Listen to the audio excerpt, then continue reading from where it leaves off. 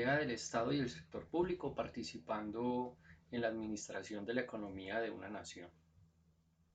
Resulta que eh, en la imagen que vemos nosotros, por ejemplo, de una gráfica del Parlamento Europeo, se nos hace común pensar que los gobiernos siempre han estado conformados por personas que en representación de la sociedad, en nombre de la sociedad, vienen a reunirse para tomar decisiones y de alguna manera, pues, producir el mayor bien común para todos, ¿cierto? Pero esto no siempre ha sido así. Primero, esto lleva en el escenario mundial unos 300 o 400 años y pues en mayor o menor participación los gobiernos están representados o no por la ciudadanía. Y segundo, dentro de todos estos representantes que uno observa, también están los representantes de las grandes corporaciones o de las grandes empresas. Así como está hecha esa gráfica, por ejemplo, se ha desarrollado en el siglo XX la idea de que el que debe responder en la economía puede ser el Estado, ¿cierto? En mucha parte del siglo XX fue el Estado el que empezó a responder por la economía. Entre el año 1930 y más o menos los 70, el Estado se encargaba de promover en la mayoría de países el desarrollo de la economía nacional. ¿Cómo lo hacía? A través de estrategias, de instrumentos, de el cumplimiento de objetivos. Pero eso siempre no fue así. Hasta antes de 1930 el Estado se denominaba un Estado liberal, un Estado clásico liberal. ¿Qué significa eso? Que debe promoverse el desarrollo del individuo tratando de no restringirle ninguna libertad, favoreciendo siempre el desarrollo individual, ¿cierto? Y no interviniendo desde el punto de vista del Estado para que el individuo se pudiera desarrollar. A eso se le llama economía clásica liberal, funcionó más o menos hasta el año de 1930. A partir del 30, que la economía entró en crisis mundial, ustedes estudiaron ya el crack de 1928, a partir de los años 30, que había desempleo, que había inflación, que había grandes problemáticas mundiales, se busca una fórmula para que la sociedad pueda reactivar las economías. John Maynard Keynes propone que la economía puede reactivarla, por ejemplo, o puede moverla, digámoslo así, el Estado. Antes se decía que el Estado no, después de los años 30 se decía el Estado sí. Entonces el Estado se vuelve un Estado interventor.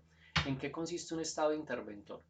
Consiste, como dice este documento, en un Estado, estoy leyendo acá el tercer renglón de este párrafo, en un Estado intervencionista que asume las múltiples actividades económicas y sociales. ¿Qué quiere decir eso? Que el Estado se encarga de garantizar todas las funciones sociales que puede garantizar. Ejemplo, suministrar bienes y servicios públicos a la colectividad. ¿Cuáles son las cosas que la sociedad tiene o considera como públicas? Por ejemplo, la salud, por ejemplo, la educación, por ejemplo, el deporte.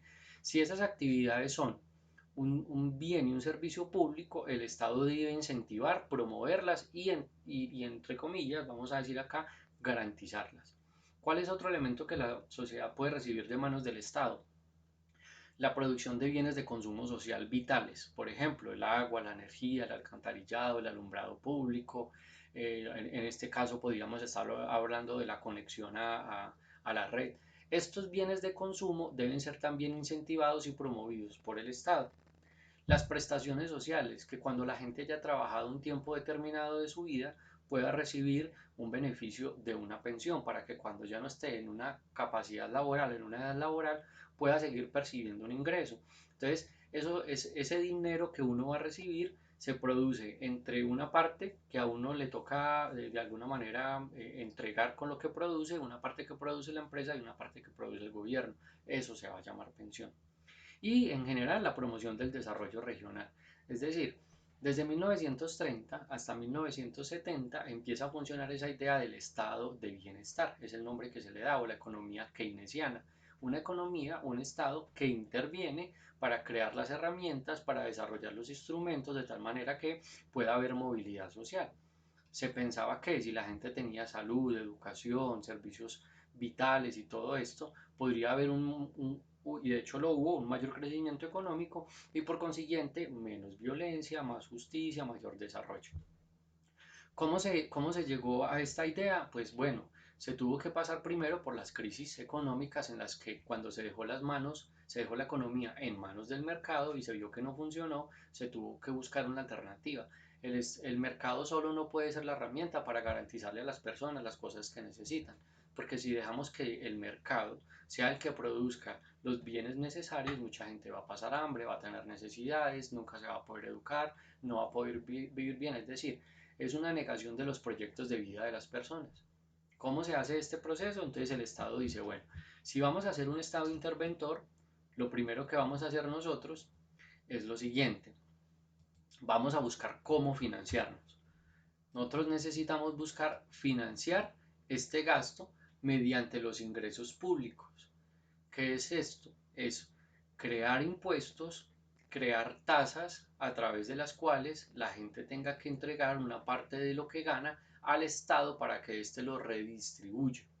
Esas contribuciones, esos impuestos, esas tasas impositivas se convierten en una herramienta para que el Estado redistribuya a través del gasto social. Esta actividad recaudadora del Estado es una actividad instrumental, es decir, es una actividad que el Estado hace como una herramienta para obtener un beneficio. Y de este instrumento dependen las funciones del sector público, es decir, las cosas que el Estado hace depende de la cantidad de ingresos que recibe y de los objetivos que tiene. De esta manera, los documentos en los que se materializa esta actividad, los objetivos de la política fiscal, o sea, del instrumento que se crea para vigilar que esos ingresos sí se produzcan, para mirar que esos objetivos sí se cumplan, se van a llamar presupuesto general del Estado. Entonces acá ya vamos teniendo una serie de conceptos que nos sirven para entender que el Estado no actúa simplemente porque un político llegó en su turno a decir que haya más educación o que haya mejores vías o que la gente tenga más trabajo. No, hay un proyecto nacional que se va construyendo en el tiempo, en el que participan los gobernantes, en el que participan senadores, representantes, gobernadores, alcaldes, y en esos proyectos se va construyendo, ¿cierto? Dependiendo de las necesidades, unos objetivos comunes para los que se va a trabajar. Si la mayor problemática es la salud, se buscará darle un mayor presupuesto a la salud, lo digo entre comillas, porque en el caso colombiano vemos que en la realidad las mayores necesidades no están cubiertas con los mejores presupuestos, pero el punto es que se le deben asignar recursos económicos mayoritarios a las mayores problemáticas que tiene una sociedad.